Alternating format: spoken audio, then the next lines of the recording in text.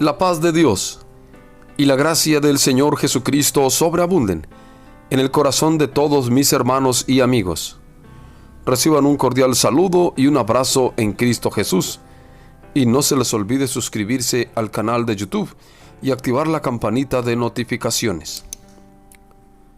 ¿Cómo pudo Jesús sudar gotas de sangre?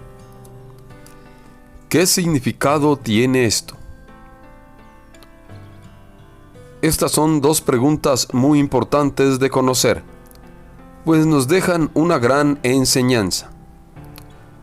¿Cómo se explica científicamente la sangre que sudó Jesús antes de morir y qué representa esta sangre para los cristianos? Fíjense, de los muchos padecimientos que leemos de Jesús en la Biblia, uno de los más impresionantes es el sudor de sangre que experimentó el Señor en el Monte de los Olivos mientras oraba. ¿Qué propició este episodio? Esto es lo que veremos a continuación. Veamos primero el puntual pasaje. Lucas 22:44.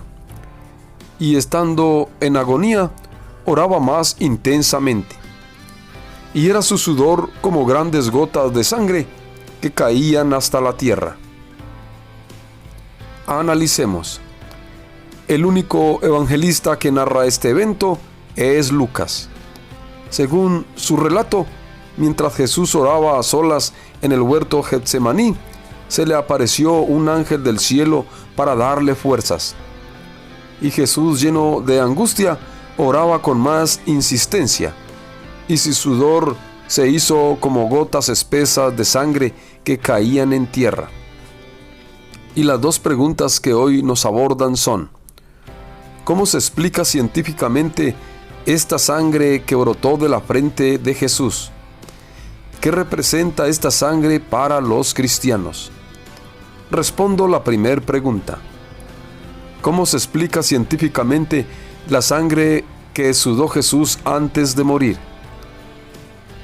Este fenómeno es conocido en medicina como hematidrosis. La hematidrosis es una condición inusual que se caracteriza por la excreción de sangre a través de los poros del casquillo del prensaestopas, del sudor. Estos casquillos del prensaestopas son activados por los nervios en respuesta a los estímulos extremos como el intenso calor, la suma tensión, la extrema angustia o un fuerte estrés. Veamos su etimología. La palabra hematidrosis se deriva de dos términos: hema, lo cual indica sangre, hidrosis, lo cual indica sudor. Fíjate, cuando una persona sufre una tensión extrema o sufre una gran angustia o un temor muy fuerte, las venas de la frente o sien se dilatan de tal manera que se tensan y se pueden romper estas finísimas venas capilares que están bajo las glándulas sudoríparas.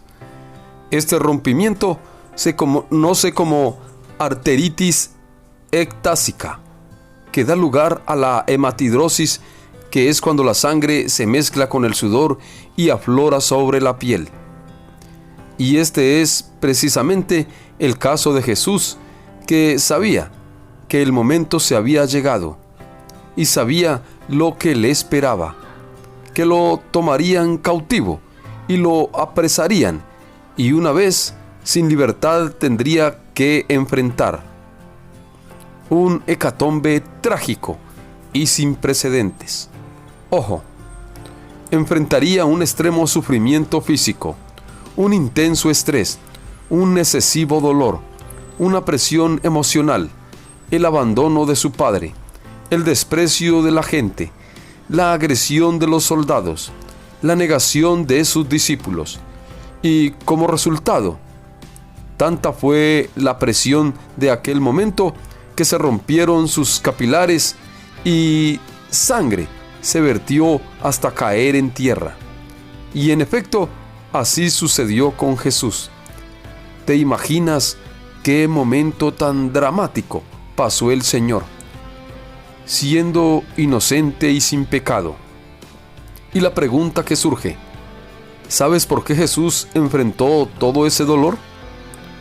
Ahora te lo explico. Respondo la segunda pregunta: ¿qué representa esta sangre para los cristianos? Pon cuidado, pues estamos ante un acontecimiento glorioso que cambiaría la vida de toda la humanidad. Veamos primero la etimología de la sangre en el contexto bíblico. Levítico 17:11 dice: porque la vida de la carne en la sangre está, y yo os la he dado para hacer expiación sobre el altar por vuestras almas. Fíjate qué importante es comprender esto. Solo quiero complementar este pasaje con Hebreos 9:22. Sin derramamiento de sangre no hay remisión de pecados. En este sentido, en el Antiguo Testamento, para que hubiese remisión de pecados, se necesitaba un macho cabrío. El sacrificio de animales fue en el primer pacto el único instrumento aceptado por Dios para el perdón de los pecados. Y este era parte del procedimiento. Levíticos 1:5. Entonces degollará el becerro en la presencia de Jehová, y los sacerdotes, hijos de Aarón, ofrecerán la sangre, y la rociarán alrededor sobre el altar, el cual está a la puerta del tabernáculo de reunión. ¿Te fijas? La sangre como el elemento más importante para la remisión de los pecados. Esto solo era la sombra del excelso sacrificio que haría el Cordero de Dios para el perdón de todos los pecados de la humanidad. Y aquí está sucediendo algo majestuoso. La sangre que fluyó de Jesús cayó en tierra. Pon cuidado. Cuando Caín mató a su hermano Abel, Dios le dijo, Génesis 4:10, la voz de la sangre de tu hermano clama a mí desde la tierra. Cuando Caín mató a Abel, la sangre que fluyó de él cayó en tierra. De la misma manera, cuando de Jesús salió sangre, dice el pasaje que cayó en tierra. Ahora fíjate, Hebreos 12:24. Jesús, el mediador del nuevo pacto, y a la sangre rociada que habla mejor que la de Abel. ¿Pero la sangre habla?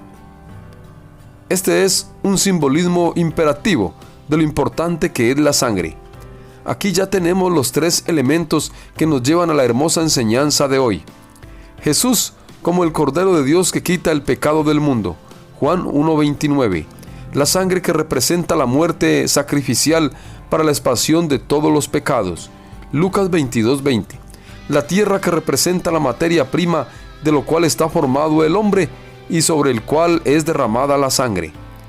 Estos tres elementos se unen en la majestuosa y nueva alianza que Cristo vino a establecer para rescatarnos de una muerte segura. Bendito sea mi Cristo amado.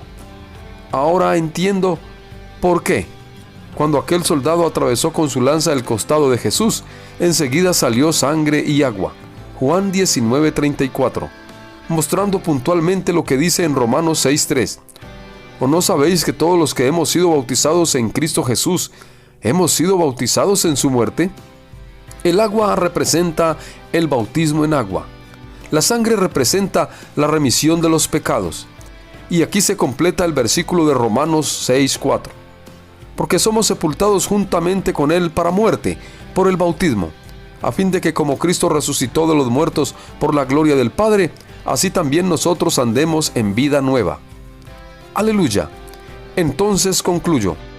La sangre que brotó de Jesús en el huerto de Getsemaní fue el preámbulo de la vida que recibiríamos nosotros, la tierra, del heroico sacrificio de Jesús. Y a través de toda esta bendita sangre que vertió el Señor en el terrible Calvario, se abrió un camino grandioso que nos lleva directamente a la salvación y a la vida eterna. Dime, ¿cómo no estar inmensamente agradecidos con el Señor?